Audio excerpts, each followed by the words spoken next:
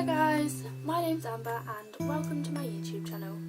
As you may or may not know, I have an Instagram account which talks about issues such as depression, anxiety, eating disorders, self-harm, and I wanted to help more people than I am on that account, so that's why I've made this YouTube channel.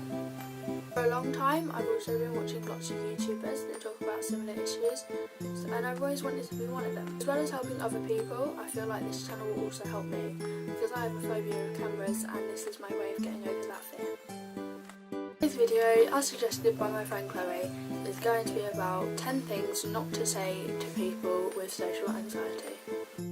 Why are you so quiet? Shy people do exist, you know, and it's just part of their personality and they can get on with it. Right, shyness is a personality trait and social anxiety is a mental disorder. I mean, just because someone's shy does not mean they have social anxiety, and just because someone has social anxiety doesn't mean that they're shy. Like, some people, you know, shy people, you know, they might mind it, but they don't tend to, you know, it's not a mental disorder, it's not the same thing. I mean, you can't compare a personality trait to a mental disorder. I have social anxiety and I'm not a shy person around people I know. Like, you know, it's not one of my personality traits. I'm not shy, I have social anxiety. Why are you not joining in? People with social anxiety can often look like, you know, they are being rude and they're not interested in what you're doing.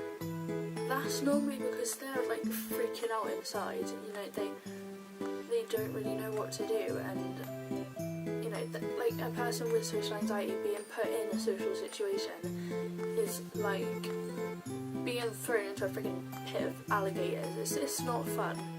Okay, they're scared to death being put in a social situation. They're not being rude, they're just trying not to freak out. We're trying to talk to you, stop being so rude. A lot of the time, it can look like people with social anxiety are being rude. Like, you know, there's a conversation going on with your friends or whatever, and you know, you're just sitting in the corner, not really joining in, and even when someone like asks you a question, like right directly to you, you know, you're not going to reply. I mean, it does look like we're being rude, but I think if someone is, you know, struggling with social anxiety, then you can tell from their behaviour that they're not just being rude, that they are like nervous. So, you know, if you can recognise that in a person, then, you know, you should recognise that, and you should ask them if they're okay. They're not coming out to that party. Obviously you have better things to do than to come out with us. Now, I have experienced it personally, like having that being said to me, and you know, often I will make up a stupid excuse as to why I can't come, because you know, going outside absolutely scares the shit out of me, and you know, like it does seem like I don't want to be with the people, when actually, you know, I would love to like go and socialise with them, but just not at like a party with lots of people. I'd be much more comfortable, you know, like them coming over mine and just having a good laugh with them there. It's just when, you know, I'm out with a lot of people, that's not something I like doing. So, you know, if you're gonna say that, if you've ever said that to someone, you know, with social anxiety, like, you know, they are still your friends. You know, even if, you know, they refuse to come out with you sometimes, it's just because, you know, they're scared. Jesus, keep your hand still. Can't you just sit still? Now, I do this a lot. When I get nervous, I scratch the skin on my hands. I have a friend that pulls her jumper and she often ends up with massive holes in her jumper, and people often ask her, you know, why the hell is that there? You know, I often get told, you know, I was scratching my hand the other day and my friend was like, just stop it, keep your hand still, and I was like, you know, it's not the healthiest way of coping, I guess, like, because, you know, I actually made my hand bleed, but, you know, if it is like a healthy coping mechanism, I know people that have got, like, Tangle toys, so you can play with them when, you know, you're feeling nervous, and if that's their way of coping, then that's a perfectly healthy way of coping with that situation. So if you see someone doing that and you're like, oh, what are you doing?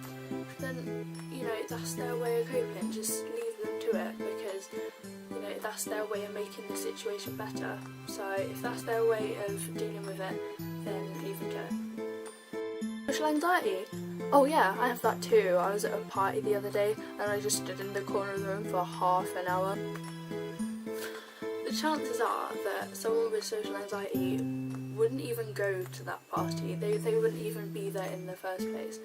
And I think this kind of links in with the idea of people kind of taking mental disorders as like an accessory, because I think like online and stuff especially, a lot of that is, you know, like social anxiety is portrayed as an accessory that makes you look cute, and you know, like I said, it's the girl that stands for half an hour alone at the party, and you know, it's not an accessory, it is a disorder. And I honestly think if people could choose to have any kind of mental disorder or not, no one would have one. Wait, so you never go out anywhere? You must have no friends. People with social anxiety aren't just, you know, we do have a personality, and that's what makes people friends with us, just like any other person.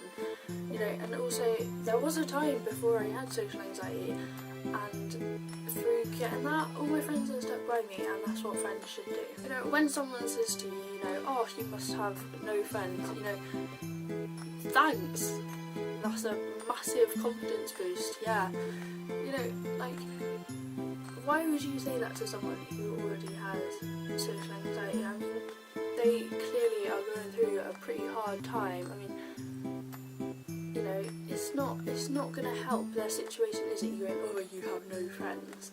Just be nice to them. Be nice to everyone. To go to a psychiatrist because you're mental. Wow, that's really going to help my self-esteem, isn't it? You going, you are mad, you need to go see someone and get some help. It's just not going to help. I mean, you know, admittedly, if, you know, you have social anxiety, I mean, some people are in, like, denial about it. They, you know, don't, you know, want to go see a psychiatrist either because they don't know how to get help, or because they're scared of what they might say. I mean, look, if you're going to approach someone and say, hey, you know, you don't do it in a way that's like, you are mad, you know, approach it in a sensitive way, because, you know, that's not going to make that person feel any better about themselves. You think you have social anxiety? No, you don't. You're fine. I actually know someone who had this said to them. They were telling their friends they were going through a lot at the time, and they said to them, you know, I'm going to go see a counsellor because, you know, I have all these things that, you know, I need to speak to someone about. And someone said to her, you know, what? You're absolutely fine, you know, you don't need help, you're wasting the counsellor's time. That person's recognised that they have, you know, a disorder, and that's hard enough in itself to, you know, admit to yourself, okay, you know, I need to get some help for this, and to say to them, you know, you're being stupid, you're lying about it. How is that helping them at all? So that's about it for this video. Like it if you liked it, and subscribe please. This is my first video, so I'd be really happy if you would subscribe. Thank you, I love you, bye.